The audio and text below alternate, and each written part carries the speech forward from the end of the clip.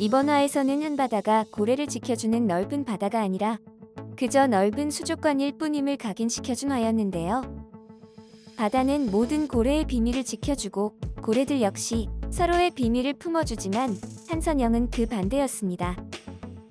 오히려 고래 영우의 비밀을 퍼뜨리고 있었는데요.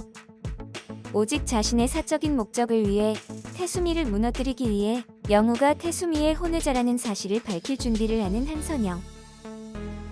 사실 한선영의 바다가 넓은 바다가 아닌 수족관이라는 의미는 정명석 변호사를 통해서도 보여주었습니다.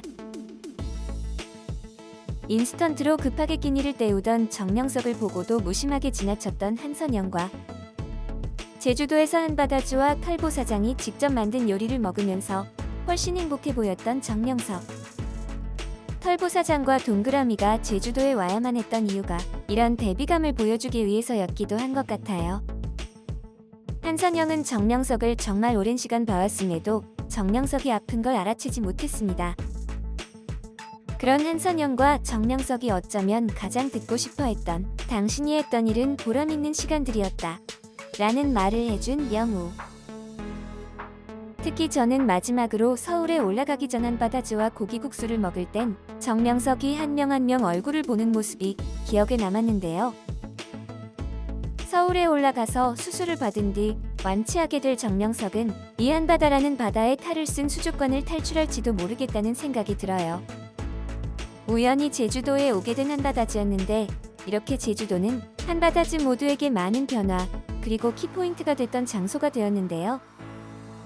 먼저 영우와 준호에 대해서 얘기해보자면 13화에서 제주도에 출발할 때는 서로 마주보고 있던 도라르방이 14화에서는 서로 쳐다보지 않고 반대쪽을 보고 있습니다.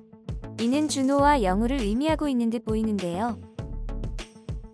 제주도에 와서 준호의 누나말로 인해 자신이 준호를 행복하게 만들 수 있는 존재인지 영우는 곰곰이 생각해보고 자신은 그런 사람이 될 수 없다는 판단을 내렸고 결국 두 사람은 헤어짐을 선택하게 되었습니다. 그리고 저는 조금 의아하긴 했지만 권모 술수 권민우의 다른 모습이 보이기도 했습니다. 조깅을 하면서 할머니가 파는 꽃을 사오기도 하고 영우가 하자는 일에 태클도 안 걸고 그런 모습에 봄날의 햇살 수연이는 권민우를 좋아하게 되었고요. 제주도라는 장소가 등장인물들에게 꽤 큰 변화를 주었는데 작가님이 이 변화를 어떻게 마무리 지을지 궁금해요. 이번 화 마지막에서 다시 한번 태수미와 한선영의 모습이 나왔는데요. 법무부 장관 청문회 하는 태수미의 모습을 무섭게 쳐다보던 한선영의 모습이 정말 인상 깊었어요. 특히 저는 표정이 울음을 참는 듯한 모습으로 보이기도 했는데 마치 그 모습이 네가 내가 가져야만 했던 걸 모두 뺏어갔다. 그걸 다시 너에게서 되찾아오겠다. 이런 느낌이어서 도대체 두 사람의 앙금이 뭘까? 다시 한번 궁금해졌어요.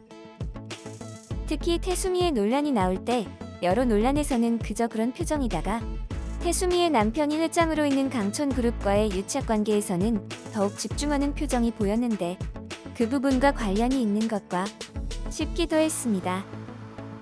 뒤이어 정의일보 이준범 기자에게는 이 사실, 영우가 혼외자라는 사실을 태수미가 청문회하기 10분 전에 터뜨려 달라고 했는데요.